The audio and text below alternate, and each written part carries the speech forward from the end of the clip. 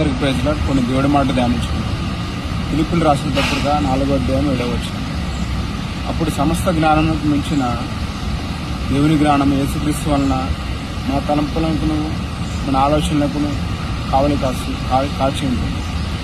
ఈ లేఖనం పరంగా నేర్చుకున్నట్లయితే మరి దేవుడు మనకిచ్చే తలంపులు కావచ్చు, ఆలోచనలు కావచ్చు, దేవుడు మన జీవితం నెరవేర్చడానికి సిద్ధంగా ఉన్నాడు. ఎప్పుడైతే అది దేవునికి అనుగుణంగా ఉన్నప్పుడు అది నెరవేర్చడానికి దేవుడు సిద్ధంగా ఉంటాడు.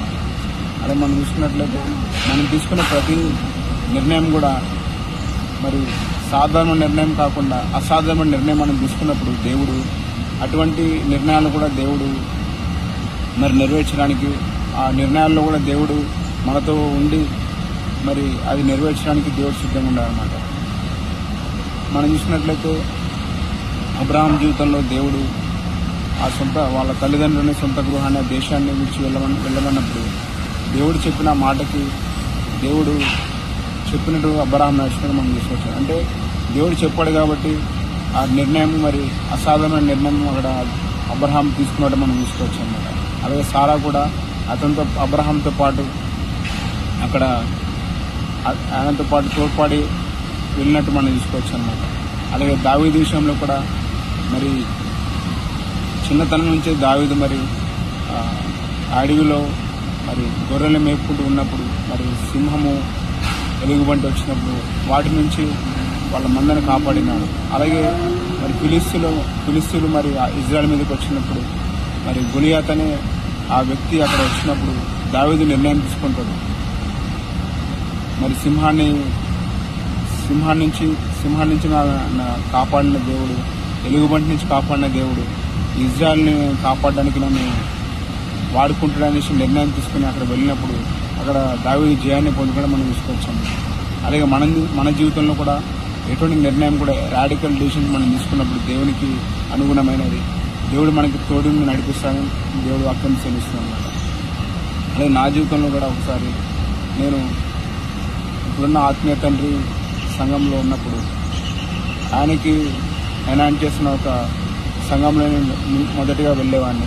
అక్కడ వర్షిప్లో నేను ఉన్నప్పుడు, మరి ప్రేయర్ టీంలో నేను ఉన్నప్పుడు ఆ సంఘంలో మరి ఇతర ప్రాంతానికి అక్కడ క్రిసేడ్ జరుగుతున్నప్పుడు అది చాలా దూరం ఉందంట. అంటే నేనున్న ప్రదేశం నుంచి దూరంగా ఉంది కాబట్టి నేను వెళ్ళడానికి కొంచెం ఇబ్బందిగా ఉంటుంది. కానీ నేను అక్కడ నిర్ణయం తీసుకున్నాను, ఎలాగైనా నేను అటెండ్ అవ్వాలి, ఎంత దూరం అయినా సరే నేను వెళ్తాననేసి నేను నిర్ణయం తీసుకొని మరి ఆ రోజు ఈవినింగ్ తొందరగానే బయలుదేరి మరి నేను వెహికల్ తీసుకొని వెళ్ళినప్పుడు అది ఒక 70 కిలోమీటర్స్ ఉంటుంది. అంటే అప్పుడు ఒక 140 కిలోమీటర్స్ ఉంటుంది.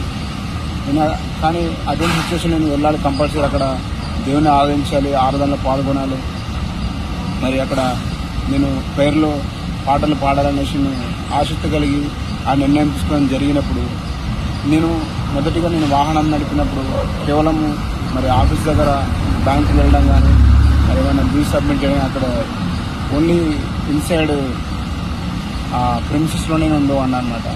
ఎప్పుడైనా అంత దూరము ట్రావెల్ చేయడానికి బండి నడపడం కొంచెం ఇబ్బంది. కానీ అటువంటి సిచ్యువేషన్లో కూడా దేవుడు నాకు తోడ్పడి ఆ నిర్ణయం తీసుకున్నప్పుడు నేను కంపల్సరీ వెళ్ళాలన్నప్పుడు దేవుడు నాకు తోడ్పడి నడిపించినాడు.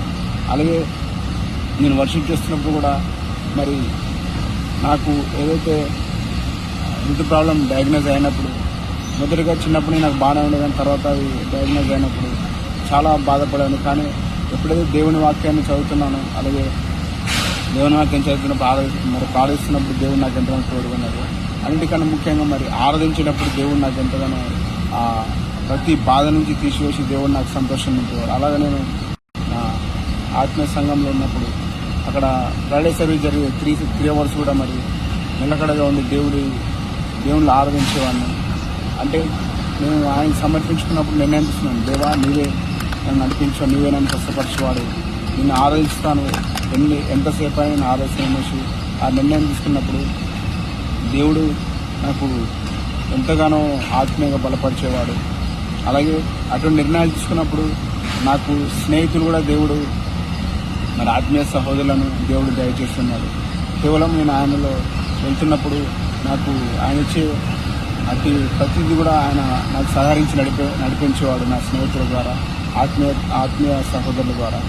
కాబట్టి నేను చెప్పేది ఒకటే, మనం తీసుకున్న ప్రతి నిర్ణయం కూడా దేవుని పట్ల అది అనుగుణంగా ఉన్నప్పుడు, అది ఎటువంటి అసాధ్యమైన మరియు నిర్ణయం అయినప్పుడు కూడా దేవుడు దానికి తోడ్పడి మనల్ని ముందుకు నడిపించడానికి సిద్ధంగా ఉంటాడు అనమాట. కాబట్టి మనం ఎటువంటి డిసిషన్ మనం దేవునిలో మనం తీసుకున్నా సరే, అది నీ ఫ్యామిలీని విడిచిపెట్టచ్చు, లేకపోతే నీ యొక్క జాబ్ను విడిచిపెట్టచ్చు, జాబ్ కోల్పోవచ్చు. నీకు ఏది కోల్పోయినా కూడా అది దేవుడిచ్చే మహిమ ఎదుట అవన్నీ కూడా ఎన్నతగినవి కాదనమాట. కాబట్టి ప్రతి ఒక్కరు కూడా మీరు తీసుకున్న ప్రతి నిర్ణయం, అది ఎటువంటి అసాధారణ నిర్ణయం కూడా దేవుడు అది చిన్నగానే చూస్తారన్నమాట. కాబట్టి అది ఎటువంటి దారుణమైన స్థితిలో ఉన్నప్పుడు కూడా దేవుడు మనల్ని నడిపించి గొప్పగా ఉన్నత స్థానం నిలపడానికి దేవుడు సిద్ధంగా అనమాట. లేఖనంలో ప్రతి ఒక్కరి జీవితం నెరవేర్చగలగా. ఆమె థ్యాంక్ యూ.